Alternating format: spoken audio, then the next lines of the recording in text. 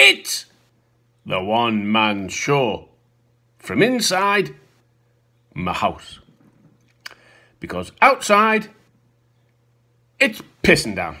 So, what are we going to talk about? Well, we're going to talk about, I'm quite shocked over how many replies I got to my last post when I had a bit of a rant.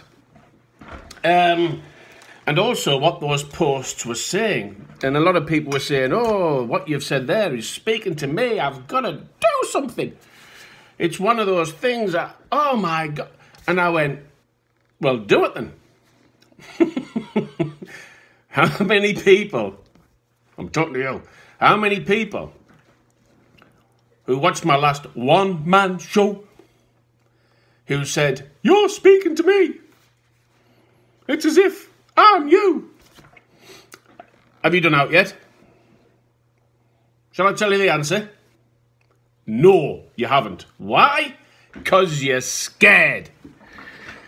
I said I was going to do something. Have I done out? No. Well, all right, I have. I've done a few things, but it's all about wanting to live your life. Don't give a shit what anybody else thinks about what you do. Do you know when you were younger and you got tarted up and you combed your hair properly and you got your Old Spice on and you went out on the pull? Do you remember the times when you were doing that? But also the levels and the extent you went to get your leg over. You would have your shiny shoes, you would have your trousers pressed, your shirt ironed, your hair, you shaved, your aftershave was on, and there you went. You were strutting your stuff. Hey, I'm female bait. And then when you got with a bird, what did you used to say to try and get? What did you try and do? What lengths would you go to? If I remember back, well, I've been in the SAS, I've been a helicopter pilot, I think I've flown a jumbo jet, I was definitely a field marshal in the army, and I can't think the things you said and the lengths that you went to achieve your aim, and your aim was sex. I don't know about girls, what they used to do and all the rest of it. Maybe it's a little bit of Black & Decker. Maybe a little bit of that. There's a bit of trimming. Mind, when I was younger, there was none of that. I've never seen spiders' legs as big in my life. But anyhow, you went to great lengths to get what you wanted. Let me ask you a question. When you consider the length you went to get your leg over, have you gone to the same lengths to achieve what you want to do? Have you read books? Have you watched videos? Have you investigated how easy or hard it could be to achieve what you want to do? Have you considered the anxiety levels that you've gone through are pretty much the same? The anxiety levels over, if you're getting, and you get round the chops, well, it only hurt for a little while. But the anxiety levels also of wanting to achieve your aim, wanting to chase your dreams, it ain't easy. It's bloody hard, because if it was easy, everybody would be doing it. Everybody'd be a millionaire. Everybody would be riding around the world. Everybody would be going round India. Everybody would have a mansion. Everybody would have a Bentley outside. It doesn't work that way. But we get so much these days on social media. It's bombarding us, which makes us feel inadequate. You haven't got the best phone. Hey, if I could find a phone box to put some money in to ring somebody, and that's not long ago, I was chuffed to bits. And then pages came along so the boss could ring you. Beep, beep, beep, beep, beep. Oh, God, I've got to ring the office. And then things progressed from there. And that's the challenge I feel with today's society. And it affects all of us. We all need to be showing that we've got brilliant lives. All our lives are fabulous. I'm going on holiday. I've got this car. I've got this bike. And you know something? The majority of people, they don't give a shit. They really don't. Because they're too busy looking after their own lives. The point I'm making is you've got to do what you want to do. Don't consider anybody else. Just do what you want to do. I know that in the last one I mentioned the 3 people who I know who've died, but since then, a footballer, and I can't remember his name, 61, heart attack, gone, bye. Eric Bristow, he was on the TV not long ago, winning world championships in darts, 60-year-old, dead. Walking along the street, collapsed, couldn't be brought round, gone, dead. Now, I'm not 60 yet, but I am very soon. What month are we in? April, May, June, July, August, September. I've got 6 months before I hit 60, and I think reaching 60 is bloody amazing. There was a point I was going to get really upset and depressed about it. Oh, God, I'm 60, oh! But come on! Not everybody has that opportunity of reaching 60. When I was leaving the army, I looked at going into the insurance world, and there was a statistic back then that said only 1 in 3 make it to the age of 65. That's why insurance companies have got all this money, because 2 of them don't claim the bloody pensions. So they've got that to play with. But only 1 in 3. So to reach 60, when you consider what I've been through, nearly died 4 times, I think it's bloody marvellous. The stuff I've learnt, the knowledge I've got, the things I've seen. But I've still got dreams. And I guess the frustrating part about it is, I feel as if I can't achieve them. But why not? There's places I want to go. Yes, I do want to get on a motorbike, and I do want to ride around more of India.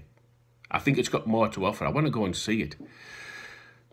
But when I consider what I've seen already in the 3 times, it's hot, it's dusty. The traffic is nuts. The food, well, your ass could drop out.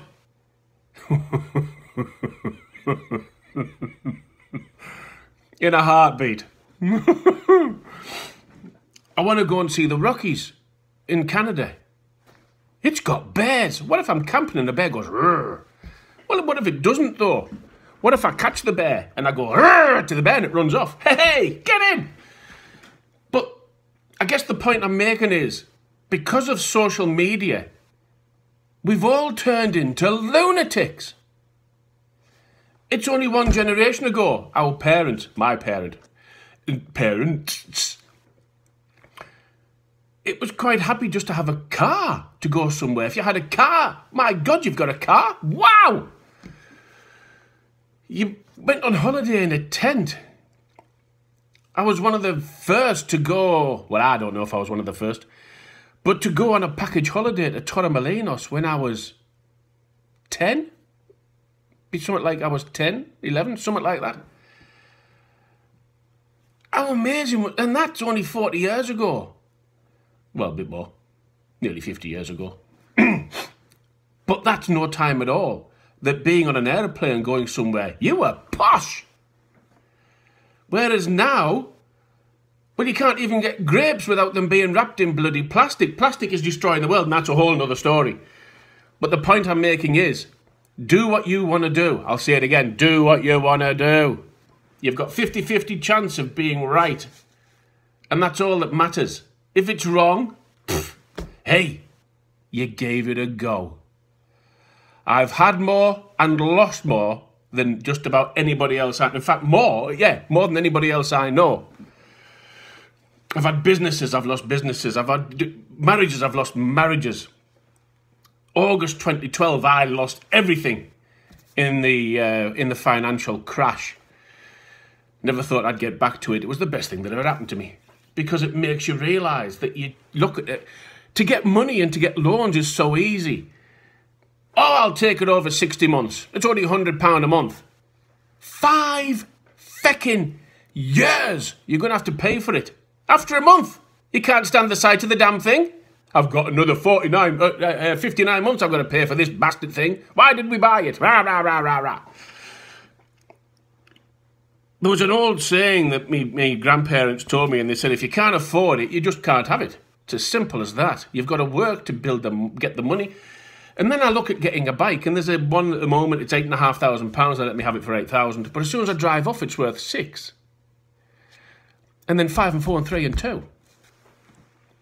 Tell you what, give me the £8,000, and that would make it so much. That would, yeah. Why would you buy something and lose money on it? But we do it every day to keep up with the Joneses, as it used to be called. There is no need for it. There's no need for it at all. If you've got a roof over your head, if you've got a bed to sleep in, if you've got food on the table, do you know something?